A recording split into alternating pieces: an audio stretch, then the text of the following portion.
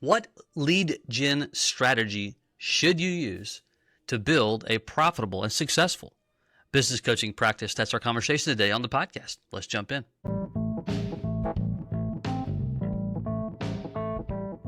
BJ O'Neill here with the Business Coaching Success Podcast. So glad you're here, where I share with you strategies, tools, and tips to be able to grow your business coaching practice to six figures and beyond as a Christian business coach. Let's jump in. Well, welcome. Glad that you are here. When we are talking about building a long-lasting, sustainable coaching practice, we have to have relationships, right? We have to build our prominence. We have to build our network. And while there's different levels throughout the tenure of time of coaching, at some point, especially in the beginning, you have to make a decision. Where am I going to spend my time? What strategies am I going to use to build the coaching practice? I get this question all the time. And oftentimes the question comes in on which ones work. And the reality is all of them do. And quite frankly, all of them kind of work equally with some caveats to them, which I'll explain quickly. If you are considering starting a business coaching practice as a Christian business coach, and you're just curious how we do what we do in giving you a complete and total done-for-you business coaching system, A to Z, all the tools, resources, coaching one-on-one, the platform, software, you name it, the whole thing. You don't have to create anything. We've done that for you. You're just curious about it. You would like to just understand it. You can go to businesscoachmastery.com. That's businesscoachmastery.com. There's some information you can get there to learn more about it. You can even book a call, and we'll give you a solid overview in about 20, 30 minutes, and you can determine if it's worth learning more about or not. So, lead gen strategies, I'm going to give you my perspective. One, they all work. I don't care if you're doing joint ventures. I don't care if it's your sphere of influence. I don't care if it's doing workshops, solid referrals. Every single one of them work. Okay, you are just going to engage with them differently over time. So if you're first starting out, I really encourage coaches to not choose more than two at a time. All right, because here's why. One thing we see in the industry all the time is that through coaching and utilizing lead gen strategies, coaches often get burnt out. But it's not because the strategy didn't work. And I'm not saying that all of them work. You know, there's nuances to them, right? Like if you were doing a workshop and you didn't invite people correctly and you had a low turnout, it doesn't mean that the strategy didn't work. It just means that you need to improve your invites. You need to improve your messaging. You need to improve your just the way that you're reaching out to folks. That's a different conversation to some degree. But the trap in lead gen is the overwhelm that coaches go through. So one of those reasons the overwhelm is that they are doing too many things. In other words, they're doing too many strategies at once. That's why you want to just choose two. Now, over time, as you're getting clients, as you're coaching clients, clients are getting results, you want to get clients from your current clients. That's just the traditional referral part, right? But that's not going to come. That's going to come over time. That's not going to be the very first thing. But here's this is where the power's at right here, what I'm about to say. If you really want to lean in, build a strong network, you want to lean in and have this vibrancy, an increase of your own network, you're getting to know more people, it's the word energy. We want to match up as much as we possibly can a strategy to the ones that gives us energy versus utilizing a strategy that robs us of energy because it's just not a great match. And even though that strategy works really, really well, let me give you an example. No doubt that workshops work phenomenally well. Okay? However, like phenomenally well. There's work to be done. You got to build, you got to learn a presentation. You got to invite people. There's emotions and energy that you're going to utilize, during that time, right? But some who do that but that it exhausts them because they don't really love to be in front of people in that environment. And there's absolutely nothing wrong with that. But because they saw it worked, they've been told that it works, they see the other coaches being successful with it, they feel like that they needed to do that one, yet it robs them. And what happens is over time, it completely drains you to the point where you stop doing it. When you stop doing it, you stop getting clients. It fatigues you. It just causes you want to quit, and so on.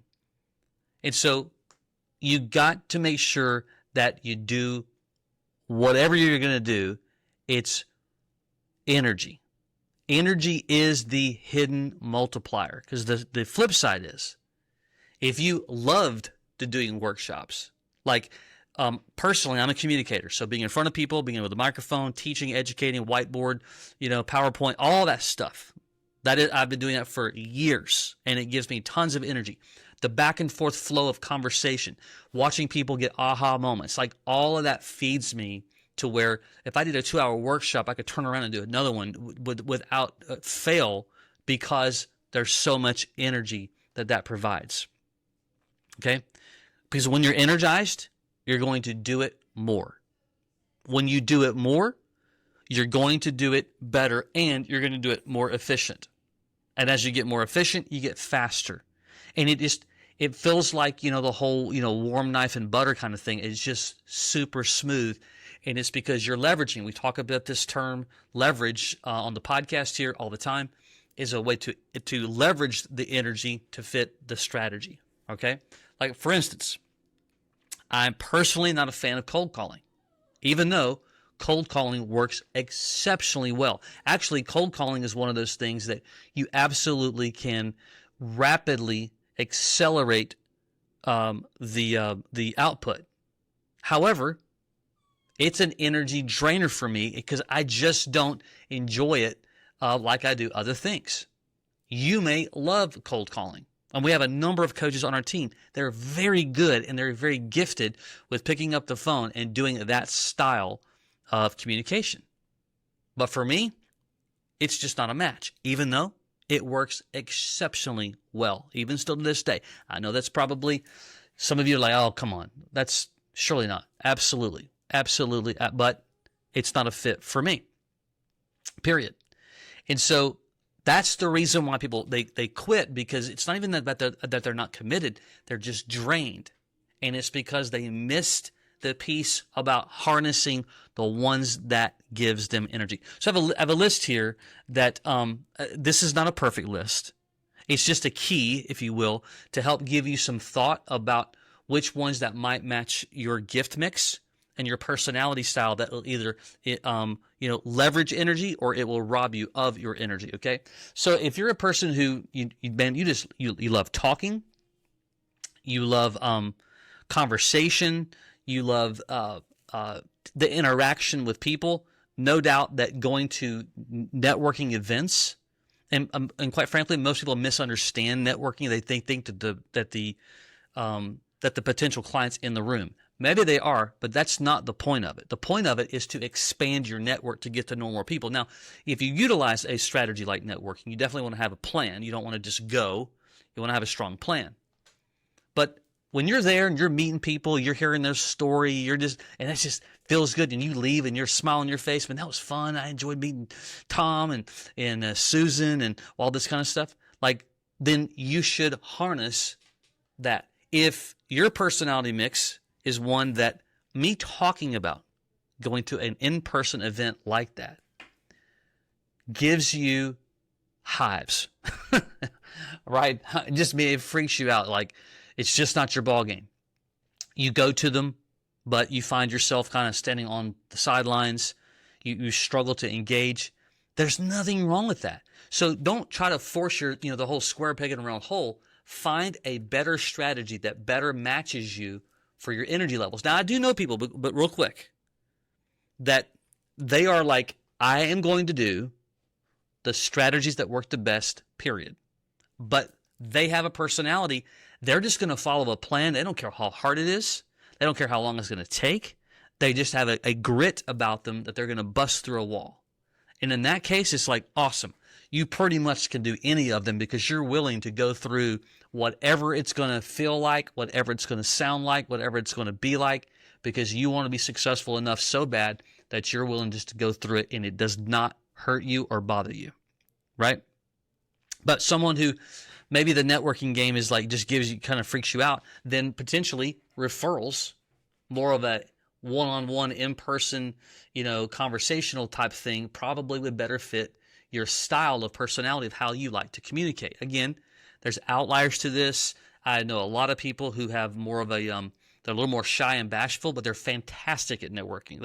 They've learned to overcome that with their general personality style. Oftentimes we see that because they just got up in an industry for quite a while and it refined them. But that oftentimes can be the case. If you're doing direct outreach like cold calling or DMs or whatever, and you struggle with rejection, then choosing one like that to where it's legitimately cold and there's going to be a number of people who hang up on you, tell you to get lost, don't call me again, that kind of stuff, that can and that will happen, probably not a great fit for you.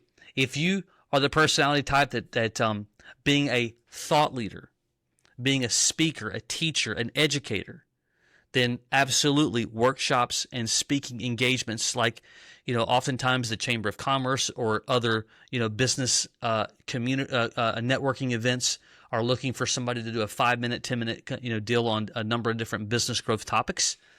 But no question, and especially if you do those types of things, like that would be something for me for sure. I feed off that. It's great to expand your network.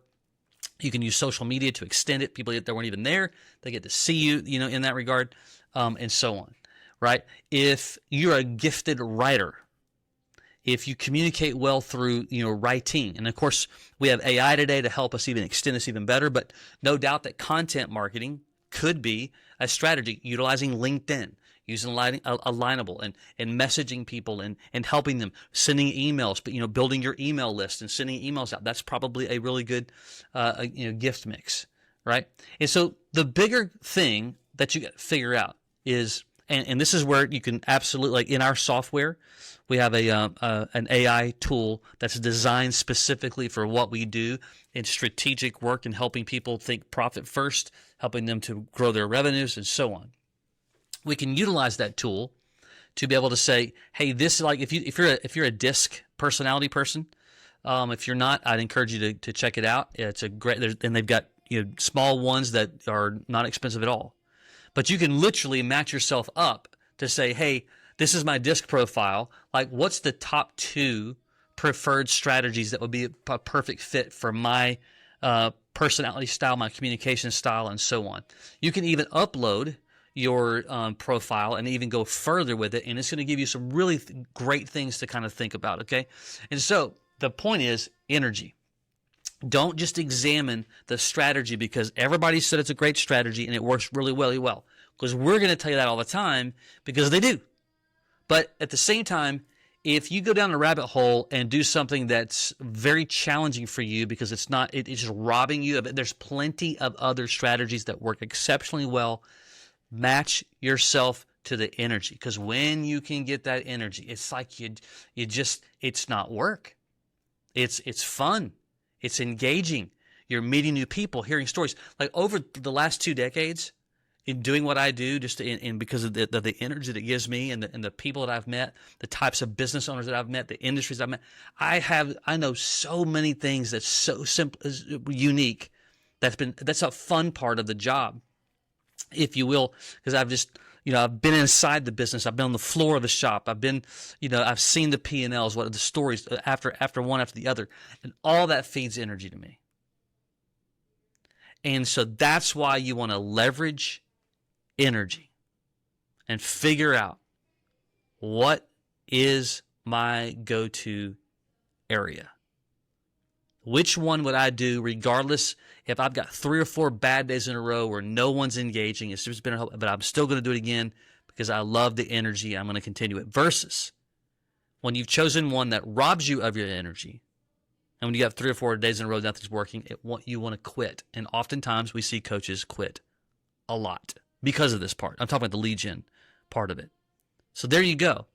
If you're in the, maybe you've been in the corporate world, VP, SVPs and whatnot, and you're looking for the next chapter of life, and you're thinking about developing, starting, growing a business coaching practice, I encourage you to think about also related to building relationships, because that's what we're going to do. What gives me energy? And even more importantly, what gives me energy the most? And when you can figure that out, and sometimes there's a testing phase of just working through it, right? But when you can figure that out, this part of the journey of relationship building, expanding your network, is no longer just work. It's a part of the process that absolutely you find refreshing, and you find fun, you find it's engaging, and it's building who you are versus just hating the process. Well, no one wants to hate it.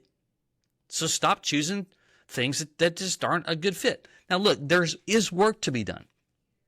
I'm not saying that any of it becomes easy. I'm just saying that you do it in spite of the challenge, that you do it in spite of the hardship. You do it in spite of the month that didn't work this month, or I did that workshop, but for whatever reason, it just didn't come off. They didn't show up like they said they were going to. Half the people said they were going to come, didn't. Whatever. It still allows you to walk over those challenges and do it again because of the energy level. Versus when you hate it, you know what?